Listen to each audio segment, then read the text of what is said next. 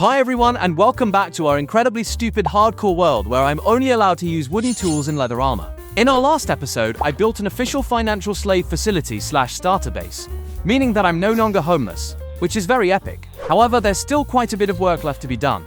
The first 2 floors of the house were supposed to be reserved for our financial abuse victims, but we still didn't have any villages on our second floor. So off I went to the game's equivalent of Brazil and grabbed some more gold for our golden apples. I then started filling up all of the slots I had prepared for the idiots who were unfortunate enough to encounter me, and prepared them for some good old brainwashing. And whilst we were at it, I also decided to label all of our other villagers so that I would at least have some idea of where I could buy what.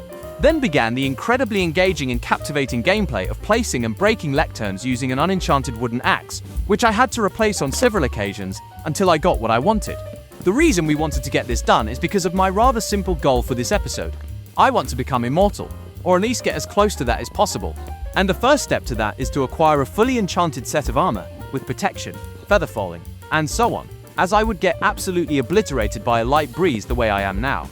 After having repeated the previously mentioned procedure with the lecterns for well over 1.5 hours, I had successfully managed to scam them out of every single enchantment I needed for my armor. However, as some of you may be aware, I am broke, and I was so broke in fact, that I didn't have enough iron to craft an anvil to actually apply and start using the damn enchantments. So, before I could get onto that, I needed a way to acquire iron somewhat semi-efficiently, as I was most definitely going to need iron going forward for my upcoming projects. I therefore came to the conclusion that we needed yet another facility for automated for-profit genocide, commonly referred to as mob farms, and this one was going to be an iron farm. So I did some research to find the optimal design for the farm, and realized that it's apparently possible to make iron farms without the scare mechanic, meaning you didn't need a zombie. I had absolutely no idea this was possible or when that even became a thing, but I didn't really care, as the thought of not having to deal with zombies like we did last time was enough to briefly forget my situation in life and feel some kind of meaning. So I started gathering everything we needed for the farm, which included a healthy amount of theft, which is always a pleasure. As for the location for the farm, I decided to build it right below our mob grinder, as that would mean that we'd be getting free iron as we were using the mob grinder. It was then just a matter of constructing our latest infinity resource glitch.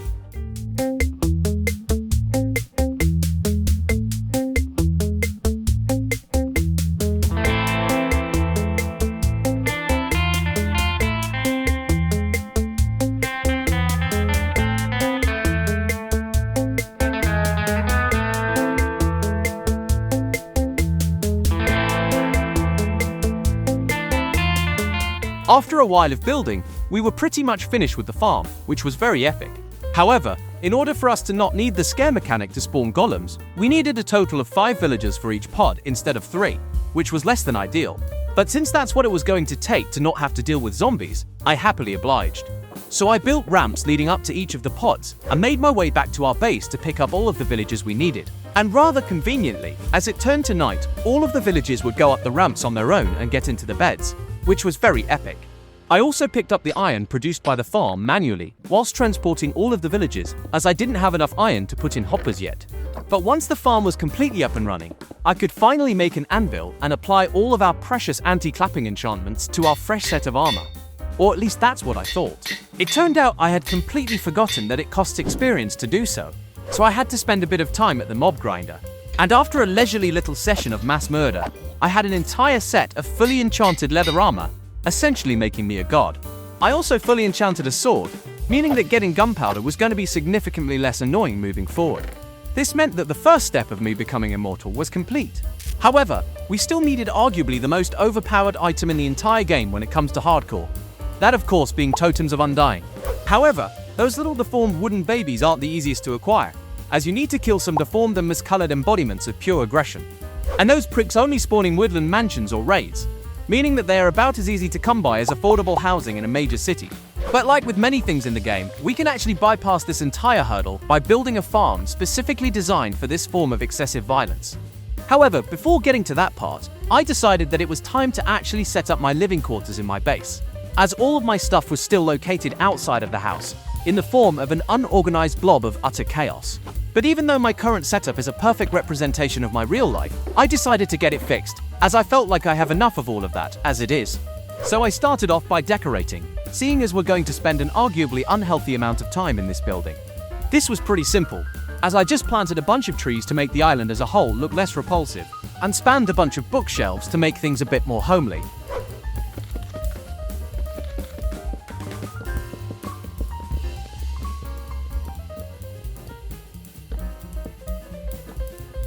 It was then just a matter of moving all of my stuff into our little attic, meaning that we were now a tiny bit more organized, which felt like a boot being lifted off of my nuts. At this point, we had fully enchanted armor, 2 pickaxes, as well as a sword. However, dealing with a bunch of wood throughout the entire playthrough so far was getting rather soul-crushing. So since I already had access to all the enchantments I wanted, I decided to fully enchant both an axe and a shovel. I also remembered that we were supposed to do a home brewery in our last episode. So I went back to the Nether and carried out yet another violent home visit for some blaze rods and gas tiers. This mass murdering session was significantly smoother than our last one, as we now had a looting sword, meaning that our drop rates had been stupendously roided. And since Mojang still hadn't fixed the bug, we could simply fire around with our bow in our offhand and still get the looting effect, which was very epic. But during our little crusade, I flew on top of a bastion. I have absolutely no idea why I did that, as I had literally nothing to gain standing on top of there. And that mistake was instantly punished rather severely, as I fell through a small hole. I did manage to fly out, but I was honestly expecting to die a rather gruesome yet underwhelming death there, as this was the most dangerous part of any bastion, meaning that if I hadn't been able to find the hole, I would have been completely surrounded by piglin brutes and potentially magma cubes. And this also happens to be the exact same part of the bastion that killed me in the world before my last one. Safe to say, I left stains on my chair after this one. But once I'd cheated death, I returned to our base and filled an entire shulker with regeneration potions. I then remembered what we were supposed to be doing and gathered up everything we needed for our raid farm. Rather fortunately for us, this farm was really cheap, meaning there wasn't much to prepare. But I then realized that the farm didn't include a reasonable storage system, meaning that I had to plan out what we were going to do there. I decided to have a double chest for each item that raids can drop, plus a chest for non-stackable items and banners, as no one cares about banners. Then began construction of yet another wholesale slaughter device. Once it had been built in a very epic manner, it was just a matter of acquiring a potion of bad omen to trigger all of the raids. Rather luckily, we had actually already found a pillager outpost whilst we were looking for materials in our last episode, meaning that we had quick access to potions. So I killed a captain and gave our farm a test. I rather quickly realized that I had been severely screwed over.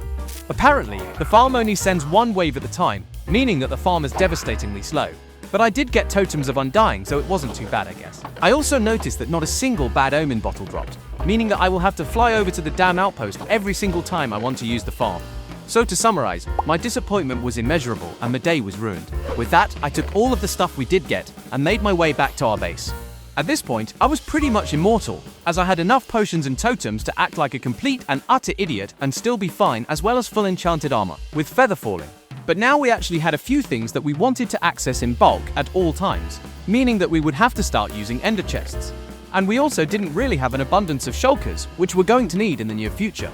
We're also going to need a genitalia shriveling amount of obsidian for our upcoming farm.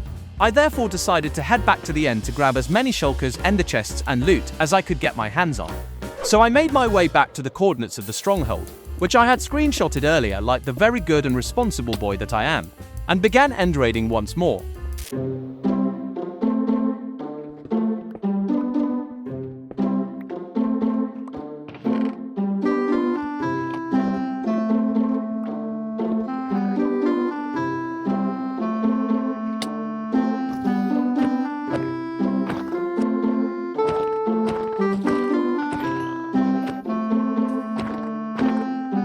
Once my pockets had been properly filled with someone else's belongings, I made it back to our humble abode and put in some slight touches in terms of decorations.